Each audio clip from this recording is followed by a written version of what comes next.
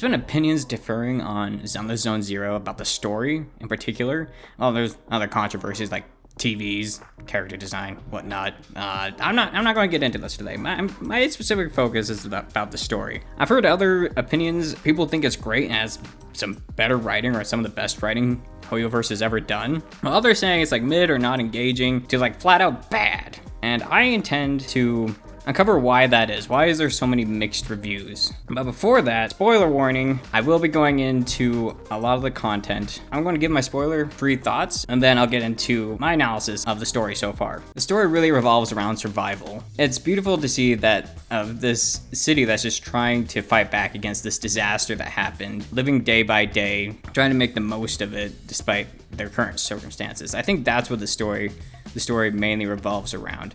Now, there's more nuance to that and whatnot, but that's what I got most out of the story, and I think it's very beautiful how they put it together. And if you want to know more about that yourself without being spoiled, go just play the game and do the story.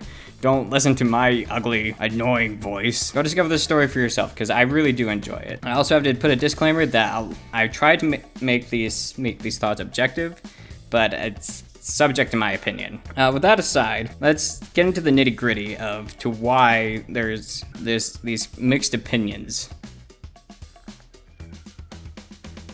I have a cat. To answer these questions, we need to take a step back at Hoyoverse and give some background to really understand what makes this game so different. I feel like it has a lot to do with previous Hoyoverse games and that it's not up to that level. Hoyoverse has kind of a similar pattern with all their stories. They just kind of put a different twist on it. Just enough of a twist to where the story feels very different. Honkai Impact, Genshin Impact, Honkai Star Rail. All these games have kind of like a similar beginning of sorts. There's this cataclysmic anomaly that affects the entire world. In Honkai Impact, it was the Honkai Impacts. They impacted the world. In the Genshin Impact, we start with, I guess we don't really know. We're kind of given an idea. It's the heavenly principles that rip away you from your sibling, and it's this god, this all-powerful god that they couldn't seem to defeat, and now they're trapped on this world. They need to find a way to escape, and eventually you start to learn more about it's really affecting the world of Genshin Impact. In Honkai Star Rail is Stellarons. Stellarons have these massive capabilities of completely distorting the world around them, and Zenless Zone Zero is the Hollows. The Hollows nearly wiped out humanity, and now they're being able to fight back a little bit and starting to start life anew. And New Eridu is where that takes place, and where most, if not all, of civilization is currently living. And then from there, once we get like an introduction or a taste of these anomalies, these cataclysmic anomalies, we're then introduced to the people that are living with these anomalies. And I don't know, I know I introduced Honkai Impact earlier, but I actually don't know much of it beyond that. So from here on out, I'm just going to mainly focus on Genshin Impact and Honkai Star Rail. You basically just go to different people from this part of the story, and with like a vague idea of what these anomalies are, and you help them deal with the problems inside each one of them. Now, the difference between each game is how these anomalies are presented. All of them are world-ending, they're disastrous, of course, but they're always presented in a different way that gives a different kind of intrigue. For example, in Genshin Impact, it's this all-powerful god that governs the laws of the world that they live in. In Honkai Star Rail, the main character is or has a Stellaron in them. I'm not sure how confirmed that is. In Zenless Zone Zero, it's the Hollow disaster. These Hollows that appeared that nearly wiped out humanity, they managed to push it back, but now they're kind of reliant on it because they produce a resource called ether. They seem under control. Like, society has been able to manage to contain it and use it in a way to their advantage. That's important because it gives a degree of safety, even though the big massive bubbles are staring right at you in the face, threatening to tear apart your very existence. Anyways, it's just important to remember that there is a degree to safety. It feels like humanity is making a comeback and they've got this disaster under control. With that said, too much DP. With these stories in mind, we get the first introduction to each of these stories. After interacting with the Statue of Seven in Genshin Impact, you then come across an Anemo Dragon, which is our first form of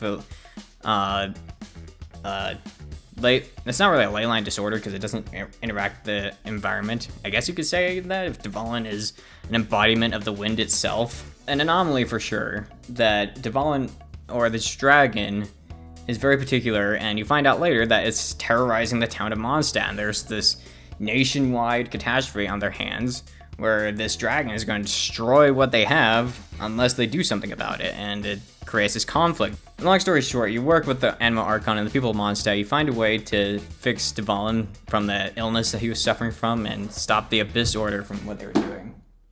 Would you guys stop it? That's my controller! Where was I? Oh yeah, story is the beginning. The real first chapter starts when you enter Belobog, and they're also facing a nationwide catastrophe, a planet-wide catastrophe. A Stellaron is causing an endless winter that's eventually going to eat all their resources, and the planet will eventually just be uninhabitable altogether. Kind of similar to Genshin in the beginning, you work with the people of Belobog in order to avert the Stellaron catastrophe, and the Nameless help seal the Stellaron so it no longer puts the planet on a path to impending doom. Zenless Zone Zero, they work with the Cunning Hares in order to help them out with the commission that they've been given to a mysterious person that is not clarified very well who it is. They just receive the commission, they want to do it because, money. From there, helping out the Cunning Hares to complete their commission, which goes all sorts of sideways to the point where they don't even complete the commission. They end up using the asset that they were trying to recover for their commissioner. But I digress. After helping the Cunning Hares with their problematic situation, kind of just living from commission to commission, in the midst of trying to do this, they stumble across a situation where a bunch of people could be hurt, and they need the proxies again to help them guide them in and out of the hollow in order to avert the crisis. That's the general gist of all the first, the introductory chapters of each game.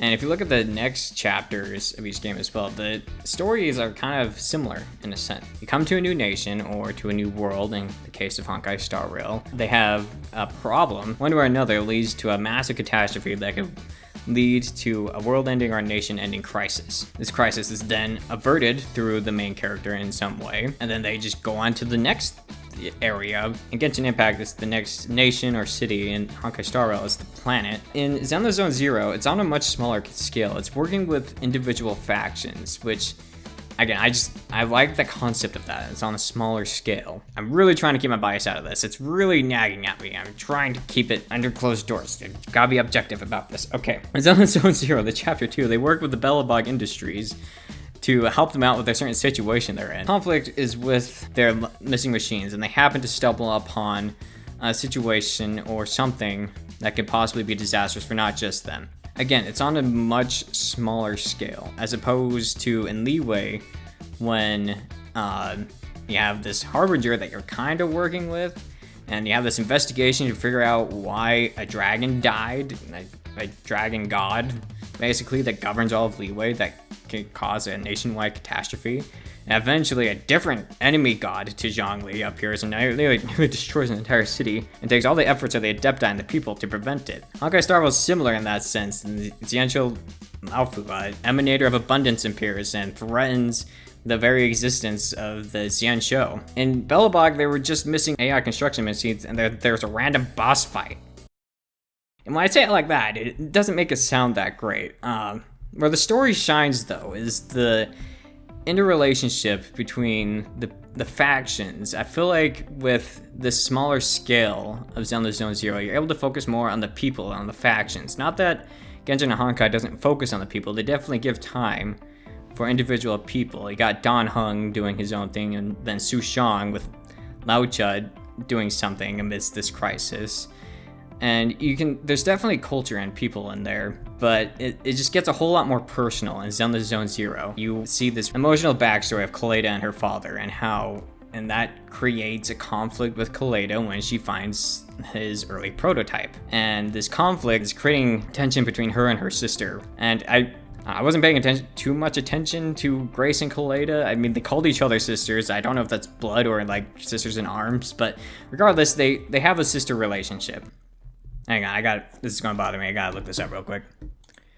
Okay, I just learned that they're stepsisters, and Kors, the father, raised both of them after both their parents went missing or disappeared or were out of their life for some reason or another. Anyways, the point is, they have this relationship and it's in conflict because of course, their father or stepfather. It gets more apparent as the various people in the Bellabog Industries try to support each other. In the final cutscene of Chapter 2, when they have to deal with this crisis all together, you can really see their teamwork shine and how much they care for each other, no matter what their opinions are or how they react to each other. And in the end, it's because of Kaleda's father Kor's way he programmed it, and Kaleda's acceptance of that allowed them to eventually contain the threat to all of them. And that just is a very more personal story, in my opinion.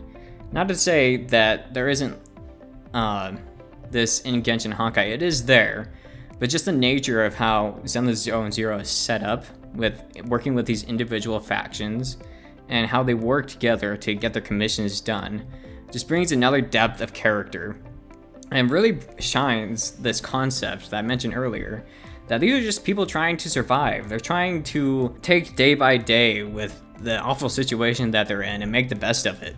Stories like, as opposed to like an epic fantasy where they have this massive threat that they need to take on, it's more relatable skill, like a story of a young mother who has 3 kids and is just living paycheck to paycheck to just pay the expenses.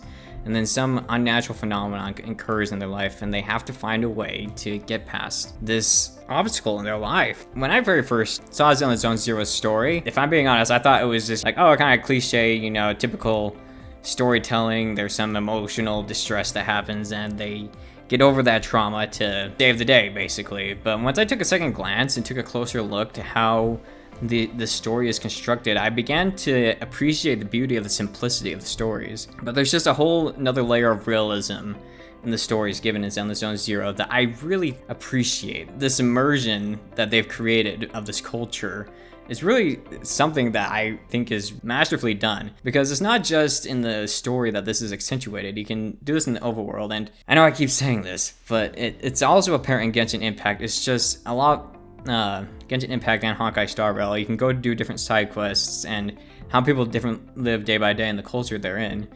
It's just I feel like it just comes on a more personal scale in Zenless Zone Zero when you're talking to Anby, for example, and you find out that they're in the red, and you know that's a given with how Nicole operates things in the Cunning Hairs. But she's worried about paying rent. Anby is, and the main character gets worried and is like, are you going to get evicted? And Anby says, no, our landlord is kind. He won't evict us, and even if he did, we have each other to get through this trying circumstance.